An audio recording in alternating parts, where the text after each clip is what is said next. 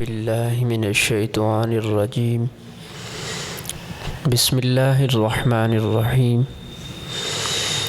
قل ان کنتم تحبون اللہ فاتبعونی صدق اللہ العظیم ان اللہ وملائکتہ یصلون علی النبی یا ایہا الذین آمنوا صلوا علیہ وسلموا تسلیما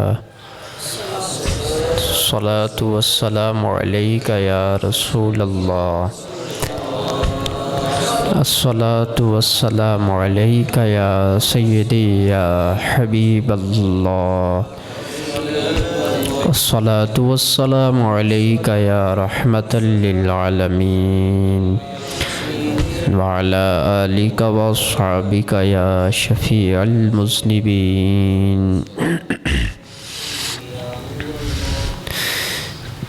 بارگاہ عزت مآب میں اپنی عقیدتوں احترام کو بجاور لاتے ہوئے ہدیہ درود و سلام عرض کرنے کے بعد اللہ رب العزت جل مجدہ الکریم کی بارگاہ کے اندر حمد و ثنا کا نذرانہ پیش کرتے ہوئے آپ سب کی آمین کے ساتھ یہ دعا کرتا ہوں اللہ تعالیٰ آج کی حاضری ہماری قبول فرمائے۔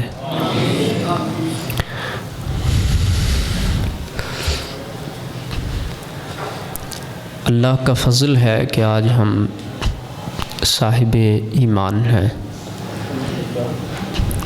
اور یہ دعا کرتے ہیں اللہ تعالیٰ ہمیں اپنے اس فضل کے سائے کے اندر اسی طرح ایمان کی دولت سے شرف یاب فرمائے،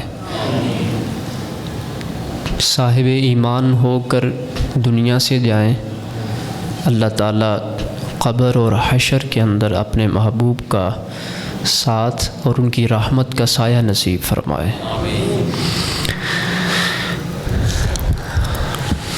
دین اسلام جو ہم تک پہنچا ہے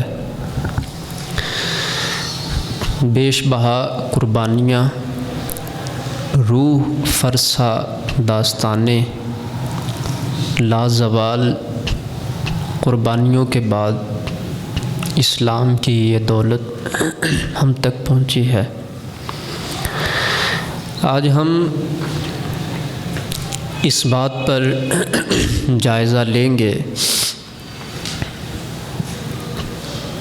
اسلام کے داعی اول، مجاہد اعظم، امام الانبیاء، تاجدار کائنات، احمد مجتبیٰ جناب حضرت محمد مصطفیٰ صلی اللہ علیہ وآلہ وصحبہ وبارک وسلم نے دین کے لیے جو کاوشیں، محنت اور جد و جہد کی، اور پھر آپ کی اتباع اور پیروی کے اندر آپ کے اصحاب نے اس کو جیسے ہدایات مصطفیٰ صلی اللہ علیہ وسلم کی روشنی میں اس کو پروان چڑھایا، اور وہ خوش نصیب افراد جو اس انتہائی کھٹن دور کے اندر، انتہائی مصائب اور دشواریوں کے اس پریشانی کے دور کے اندر بھی جو لوگ دین کی خدمت کے لیے کوشاں ہیں،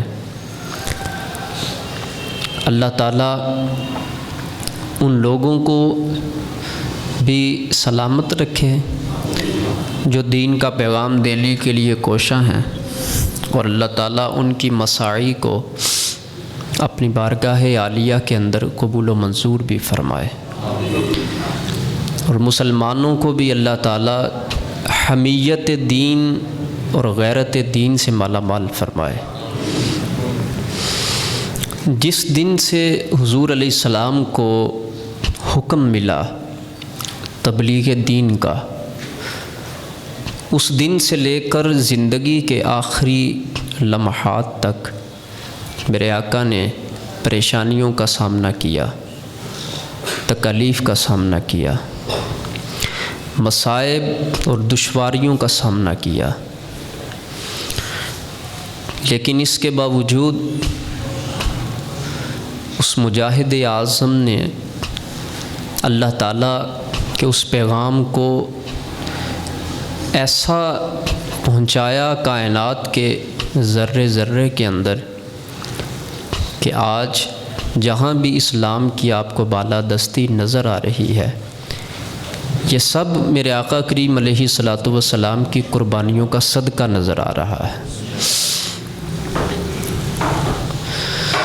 دین کے لیے حضور کو کیا پریشانیاں اٹھانی پڑیں، اسلام کے لیے میرے آقا نے کس طرح کی پریشانیاں اٹھائی ہیں، تاریخ کے اوراق آج بھی اس پر روشنی ڈالتے ہوئے نظر آتے ہیں۔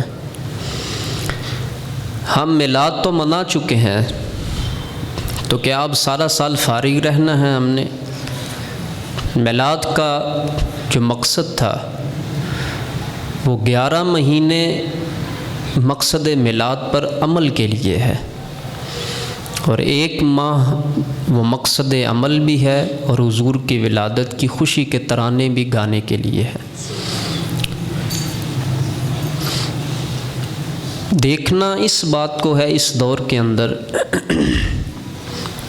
ہم لوگ دین کو کیا دے رہے ہیں اور ہم دین سے کیا لے رہے ہیں۔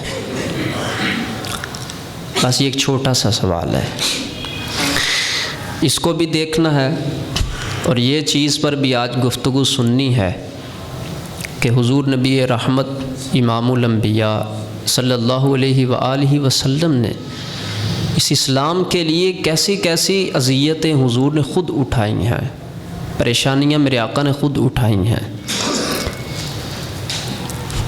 محبت کا لوگ کیا معنی سمجھتے ہیں میں نہیں جانتا، میں اس بات کو محبت جانتا ہوں کہ جس مقصد کے لیے محبوب تکلیف اٹھائے، اس مقصد کے لیے محب اگر تکلیف اٹھانا پسند نہ کرے تو وہ محب نہیں ہے۔ ہمارے محبوب صلی اللہ علیہ وسلم نے دین کے لیے مصائب، تکالیف، پریشانیاں اٹھائی ہیں، اور ہم لوگ دین کے لیے پریشانیاں اٹھانا پسند نہ کریں تو ہم محب نہیں ہیں، یہ خالی کھوکھا ہے، بس محبت کوئی نہیں اندر ہے، یہ خالی باتیں ہیں اور نعرے ہیں، بس اس سے آگے کچھ بھی نہیں ہے۔ آج جن لوگوں کا دربار رسالت مآب میں بہت بڑا حصہ ہے، جن لوگوں کا اس دور کے اندر، اس وقت کے اندر، جن لوگوں کو حضور کی بارگاہ عالیہ سے رحمتوں کے تاج پہنائے جاتے ہیں، اور ہر دم اور ہر وقت جن کو بابرکت نگاہوں سے نوازا جاتا ہے، ان کا سب سے بڑا جو وظیفہ ہے وہ صرف ایک ہی ہے، ہم نے اپنے آپ کو سنوارنا ہے، اور پھر ہم نے حضور علیہ السلام کی سیرت کی روشنی کے اندر دوسروں کو بھی سنوارنا ہے۔ یہ سب سے بڑا وظیفہ یہ ہے۔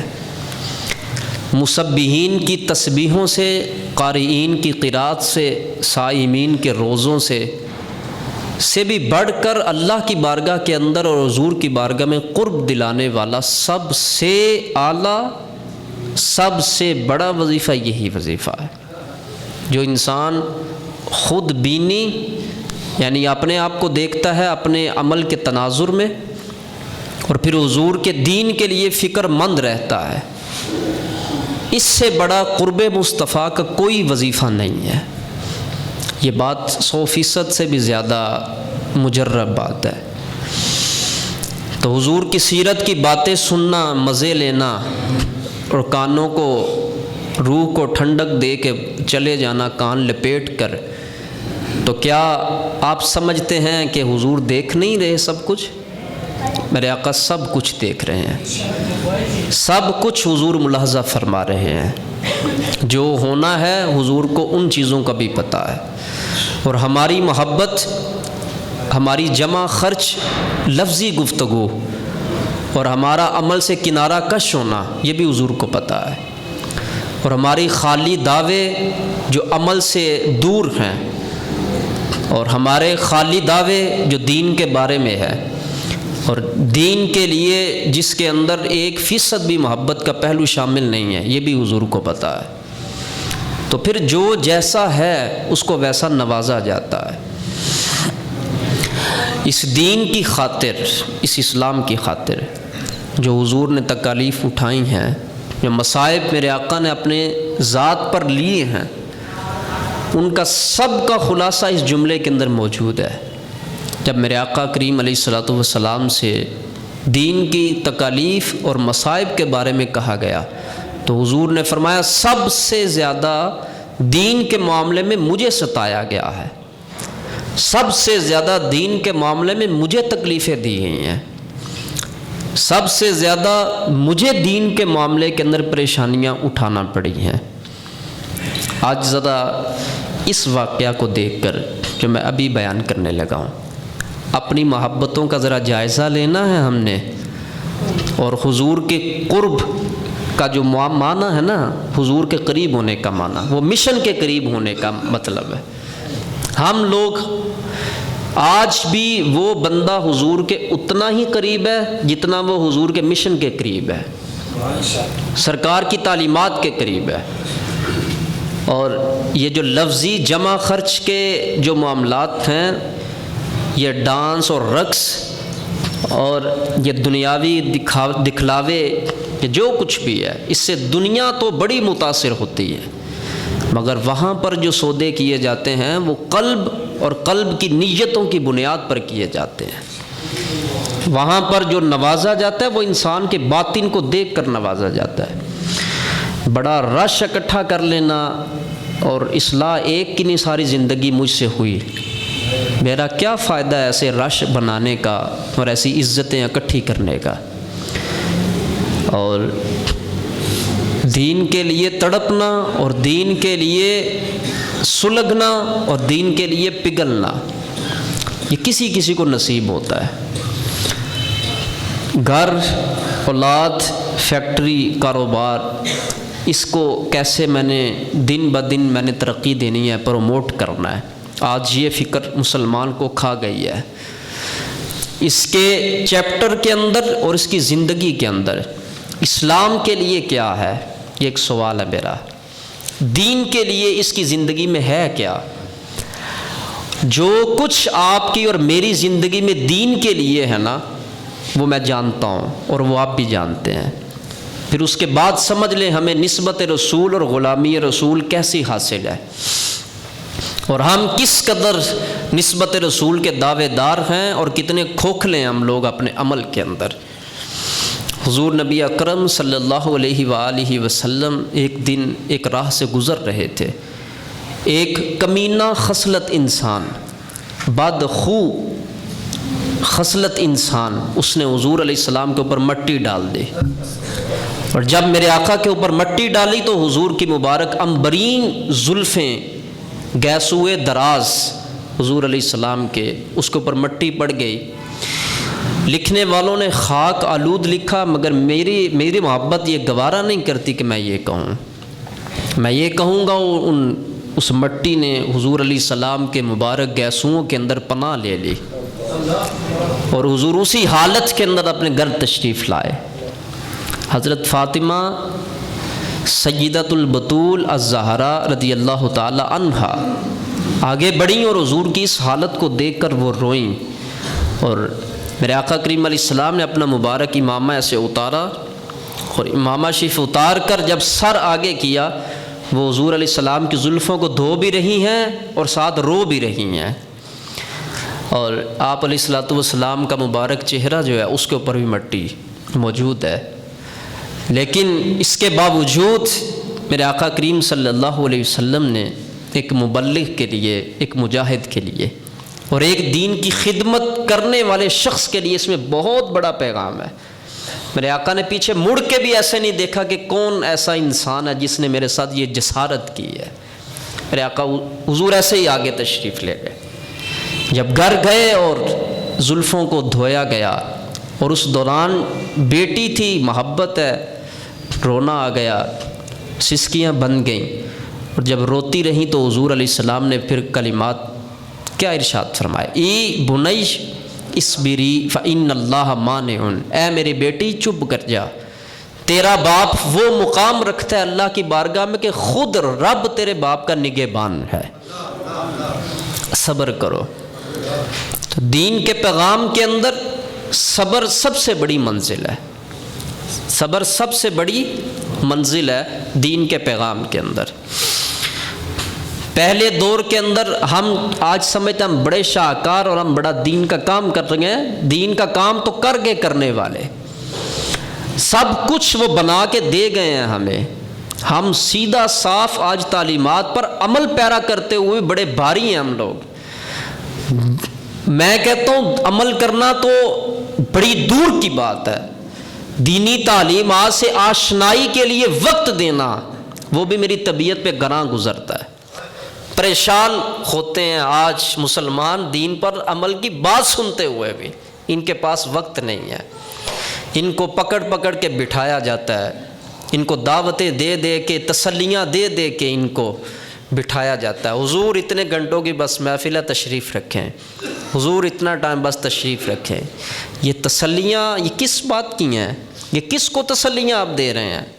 اس کے اندر خود چراغ عشق مصطفیٰ اس کے اندر موجود نہیں ہے، اور اس کو غیرت اور حمیت نہیں ہے کہ ایک شخص دین کے لیے میرے ساتھ اس قدر انس اور محبت کا تعلق قائم کرتے ہوئے مجھے بار بار مجھے تسلی دے رہا ہے. تو میں بھی اپنے کو زبان کو حرکت دے کے کہوں کوئی بات نہیں، جیسے آپ لوگ دین سے پیار کرتے ہیں، دین کی خدمت کر رہے ہیں، تو ایسی کون سی بات ہے، قربان، وقت بھی قربان، مال بھی قربان، میرے بچے بھی قربان، سب کچھ حضور کے دین پر میرے لیے میرا قربان ہے. تو میرے آقا کریم علیہ الصلوۃ والسلام نے یہ تکلیف، یہ میں نے ایک چھوٹی سی بات عرض کی ہے. جب حضور علیہ السلام کا جو ظاہری سبب تھا وہ حضرت ابو طالب تھے دنیا کے اندر، جب وہ بند ٹوٹ گیا، وہ بند بھی ٹوٹ گیا، تو قریش کے اوباش بدماش لوگ جسارت پر مبنی کھڑے ہو گئے پھر، اور حضور کو تکلیفیں پہنچانے لگے. اور میرے آقا کریم صلی اللہ علیہ وسلم کی شہزادی حضرت زینب رضی اللہ تعالی عنہا کی شہادت بھی اسی ڈیوریشن کے اندر ہوئی ہے کہ ان کے مبارک پیٹ کے اندر بچہ تھا. ہجرت جس وقت کر کے وہ جا رہی تھی تو اونٹ کے اوپر سوار تھی، تو ان کو پیچھے سے جب نیزہ مارا گیا ان کی بھی شہادت ہوئی، اور پیٹ کے اندر جو رب کی مخلوق تھی اس کی بھی شہادت ہوئی. اور جب حضور علیہ السلام نے سنا تو جڑی لگ گئی اور داڑھی مبارک ساری بھیگ گئی حضور علیہ السلام دین کے لیے. پہلے بچے بھی اسلام کے لیے، یہ بیٹی بھی اسلام کے لیے، اور خود اپنی ذات بھی دین اور اسلام کے لیے. اور آج ہمارا حضور سے کیا تعلق ہے؟ آج نبی پاک علیہ السلام سے ہمارا کیا تعلق ہے؟ ہمارے تعلق کی سب سے بڑی جو پہچان ہے وہ تو ظاہر کی پہچان ہوتی ہے نا، بندہ تو بعد میں بولتا ہے نا، پہلے تو اس کا ظاہر پہچان کرواتا ہے کہ یہ اس کا تعلق کس کے ساتھ ہے اور کیسا تعلق ہے اور کتنی محبت کا تعلق ہے. آج ہمارا جو ظاہر ہے اس ظاہر کو دیکھا جائے تو چند ایک لوگوں کے علاوہ شاید کوئی پہچان سکے اس بات کو، ہمارا آئیڈینٹیفائی اس کو کر سکے، اس شناختی کارڈ کو دیکھے بغیر کوئی شاید پہچان سکے اس کا تعلق کس کے ساتھ ہے. ورنہ مسلمان کا ایک ذاتی وقار ہے، حضور نے ایک امتیاز دی ہے. میرے آقا کریم صلی اللہ علیہ وآلہ وسلم نے اس مسلمان کی ایک پہچان بتائی ہے، اور مسلمان اپنے کردار میں اور اپنی ذات کے اندر جہاں بھی کھڑا ہو وہ مسلمان نظر آنا چاہیے.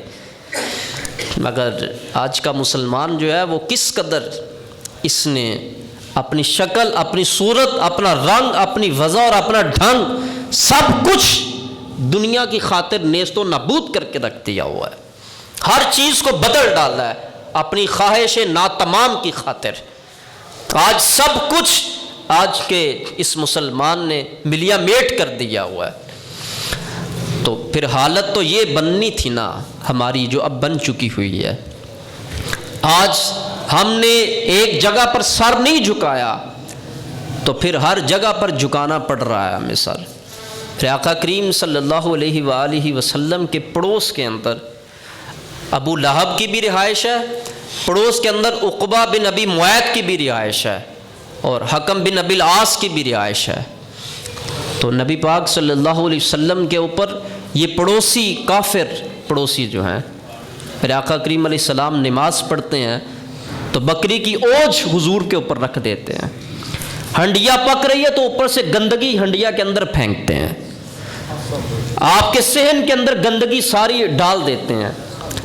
میرے آقا خود اپنے ہاتھوں کے ساتھ اس کو اکٹھا کرتے ہیں اور لکڑی کے اوپر رکھ کے حضور گھر سے باہر پھینکتے ہیں، اور کلمات صرف یہ کہتے ہیں، یا بنی عبد مناف ایو جوارن ھذا، پڑوسی کا کچھ تو احترام کرو، پڑوسی کا کچھ تو خیال کرو تم لوگ۔ لیکن اس دشمنی کا مقصد کیا تھا؟ ہنڈیا جو کئی دنوں کے بعد پکتی اور اس میں بھی گندگی ڈالنے کا مقصد کیا تھا؟ اور آپ کو حالت نماز کے اندر آپ کے اوپر اوجھ رکھنے کا مقصد کیا تھا؟ صرف اندر اسلام اور دین کا پیغام مقصد، جو بنا کر اور آڑ بنا کر اور اس کو دشمنی بنا کر حضور کو تکلیفیں دی جاتی تھی، اذیتیں دی جاتی تھی۔ آج دین کا نام لینے والے لوگ ذرا مسلمان اپنے آپ کو خبردار کر کے ذرا پوچھے تو صحیح، اس کے لیے بہت بڑی تکلیف ہے جمعہ کے لیے دکان بند کر کے مسجد میں آنا، یہ بہت بڑی اس کے لیے تکلیف ہے، اور بہت بڑی اس کے لیے تکلیف ہے کہ نرم بستر چھوڑ کر نماز پڑھنا فجر کی، بہت بڑی تکلیف ہے اس کے لیے۔ شاباش، جب آج کے مسلمان کی باطنی حالت اس قدر مردہ ہو چکی ہوئی ہے، اس قدر مر چکی ہوئی ہے، میں حیران ہوتا ہوں۔ اور دور کیا جانا ہے، ہمارے مسلمانوں کو تو مسجد میں داخل ہونے کا طریقہ نہیں آتا، ہمارے مسلمانوں کو تو مسجد میں بیٹھنے کا طریقہ نہیں آتا، ہمارے مسلمانوں کو تو اپنے معبد خانہ کے احترام کا نہیں پتہ ہے کہ یہ معبد خانہ ہے، اس کا احترام کیا ہے۔ اور دعویٰ ان سے سن لو اور باتیں ان سے سن لو تو لمبی چوڑی فہرستیں کھول کر سنائیں گے، میں یہ بھی کرتا ہوں، میں وہ بھی کرتا ہوں، میں فلاں بھی کرتا ہوں، میں فلاں بھی کرتا ہوں۔ اور باطنی عالم کا اور سیرت پر عمل کا حالت یہ ہے کہ حضور علیہ السلام سے کوسوں دور ہے۔ آج شہرت کے طالب لوگ شہرت کے اندر پڑھ کے زندگیاں برباد کر دی ہیں۔ ایک لمحہ، بس ایک میری بات ہے، بس ایک بات، آج جو آپ بڑی میں کرتے ہیں نا جو لوگ، میں یوں، میں وہ، میں فلاں، میں فلاں ہوں، یہ میں کرنے والا بندہ کبھی اپنے آپ کو یہ بھی اپنے آپ کو کبھی پوچھے کہ مجھے پاک ہونے کا طریقہ بھی آتا ہے کہ نہیں آتا؟ میں نے کبھی کسی عالم سے پاکیزگی، طہارت اور یہ نجاست، اس کے مسائل بھی مجھے آتے ہیں کہ نہیں آتے؟ میں نے کبھی تصحیح بھی کروائی ہے کہ نہیں؟ کہ صرف سوکھی میں ہی لے کے لگا پھر رہا ہے، میں ایسا ہوتا ہوں، میں ویسا ہوتا ہوں، یہ ساری میں رب نے مروڑ کے پھینک دینی ہے، اور کسی میں کی رب کو ضرورت نہیں ہے۔ اور یہ جو شناخت آج ہم نے اپنی قائم کی ہوئی ہے نا، اور جو ہمارا طرز زندگی ہے اور طرز عمل ہے ہمارا، علماء کو تو چھوڑیں آپ، علماء کا تو طبقہ ہماری عوام کے نزدیک ایسا بنا دیا گیا ہے، ایسا بنا دیا گیا ہے کہ ان کی صرف بات سنو اور ان کے پیچھے نہ لگو بس۔ اور جمعۃ المبارک کا خطبہ سن کر کانوں کو ٹھنڈا کیا، لذت لی، مزہ بہت آتا ہے اس مسجد میں جمعہ پڑھنے کا، مزہ لینے کے لیے دین آیا ہے، یہ مزہ لیا کانوں کے اندر، اور حالت زار رونے والی ہے ظاہری، اور اس حالت کو کبھی سنوارنے کی کوشش نہیں کی۔ یہ مت سمجھیں ہم اتنے کراؤڈ اکٹھے کرتے ہیں اور ہم اتنی لمبی چوڑی، اتنے گز لمبی محفلیں کرتے ہیں، حضور کو ان کی بالکل ضرورت نہیں ہے۔ دین کا مقصد کچھ اور ہے اور اسلام کا مقصد کچھ اور ہے، اور مسلمان کی طرز حیات اور طرز بندگی کچھ اور ہے۔ اور آج کا نوجوان جو ہے، ہمارے چونکہ ملک کے اندر دو طرز چلتے ہیں، ایک یونیورسٹی کی تعلیم اور ایک مدرسہ کی تعلیم. تو جیسا جہاں پر کوئی بیٹھتا ہے اس کا رنگ ویسا ہے، اور یہ دونوں طبقے آپس میں ایک دوسرے کے دشمن بنے ہوئے ہیں. یونیورسٹی میں پڑھنے اور پڑھانے والا بندہ مدارس میں پڑھنے اور پڑھانے والے سے الا ماشاءاللہ کوئی ایک ہو جس کا اتفاق ہو. مگر آپ جتنے یہاں پر نوجوان بیٹھے ہیں ان کی سوچ اور میری سوچ میں بڑا فرق ہوگا. کیوں؟ جو یونیورسٹی میں پڑھتا ہے نا اس کی سوچ میں اور میری سوچ میں بہت فرق ہے. چونکہ میں جہاں پر پلا بڑا ہوں وہ میں مدارس کی آغوش میں پلا ہوں. میں نے قرآن کی تعلیم کی آغوش کے اندر میں نے تربیت پائی ہے. اور جس نے میتھمیٹکس پڑھا، انگلش پڑھا، بایو فزکس پڑھی، جس نے اس کی آغوش میں تربیت لی، آج اس کی اور ہماری سوچ میں تصادم پیدا کر دیا گیا، لڑا دیا گیا ہمیں آپس کے اندر. اور تو بڑی دور کی بات ہے ہماری مسجدیں جہاں سے حق کا اعلان ہم لوگ واضح کرتے ہیں، ہم وہاں بھی مصلحت کا شکار ہیں. ہم بول نہیں سکتے محدود اور مٹھی بھر بندوں کی اجازت کے بغیر. اور جاہل ترین لوگ وہ جن کو دین کی دال کا بھی پتہ نہیں ہے، آج علماء کے قید و بند بنے ہوئے ہیں وہ لوگ، اور جن کو خبر تک نہیں ہے دین کی کہ دین ہے کیا، دین کا پرپس کیا ہے، دین کا مقصد کیا ہے. آج وہ تولتے پھرتے ہیں پیسوں کے ساتھ، اس کی تنخواہ کیا ہوتی ہے، اس کی فلاں تنخواہ کیا ہوتی ہے. تمہیں شرم کرنی چاہیے، کچھ تو حیا ہونی چاہیے کہ یہ جو دین کے بارے میں یہ جس انداز کے ہم نے معاملات کھڑے کیے ہوئے ہیں، گریبان تو ہمارا خود گھر سے پکڑا جاتا ہے. ہم لوگوں نے ترقی کیا کرنی ہے؟ تو دین دار اور دنیا دار کا آپس میں یہ تصادم جو مسلمانوں کا کرا دیا گیا، یہ بہت بڑی سازش ہے، بہت بڑی سازش ہے. یہ ہم کیوں کر پھر یہ بات کہتے ہیں اے میرے مولا میرا حال دیکھ؟ تو پھر عملاً تو جواب یہی آتا نا، پہلے اپنا نامہ اعمال دیکھ. تو حضور علیہ السلام کی وہ حدیث وہ آج کے لیے بڑی راہ عمل ہے. میرے آقا نے فرمایا بدا الاسلام غریباً، اسلام جب شروع ہوا تھا تو غریب تھا. غریب بمانا غربت، اور غربت بمانا انفرادیت، اور انفرادیت مانا اکیلا. جس وقت یہ اسلام اٹھا تھا اکیلا تھا، اور میں تھا اس کا دائی، اور حضور کے ساتھ کوئی دوسرا بندہ اس وقت جڑنے کے لیے تیار نہیں تھا. طائف کی وہ وادی جس کا واقعہ 20 مرتبہ آپ نے علماء سے سنا ہے، اس کا ایک طرز آپ کی آنکھوں کے سامنے نہیں جو میں ابھی بیان کرنے لگا ہوں. میرے مصطفیٰ علیہ السلام نے کسی تکلیف کو کبھی آج تک یہ نہیں فرمایا یہ بہت بڑی تکلیف بن کر مجھ پر آئی ہے. مگر طائف کے بازار میں ان اوباش اور بدماش لڑکوں نے جو حضور پر ظلم کیا، اس کو حضور نے بھی اپنے لیے تکلیف جانا اور تکلیف بیان کیا، اور نہ صرف بیان کیا بلکہ سب سے بڑی تکلیف ڈکلیئر کی حضور نے. اور فرمایا حضرت عائشہ صدیقہ کو، اے عائشہ، حضور سے پوچھے یا رسول اللہ احد سے بڑی بھی کبھی تکلیف آئی ہے؟ فرمایا ہاں، طائف کی وادی کے اندر.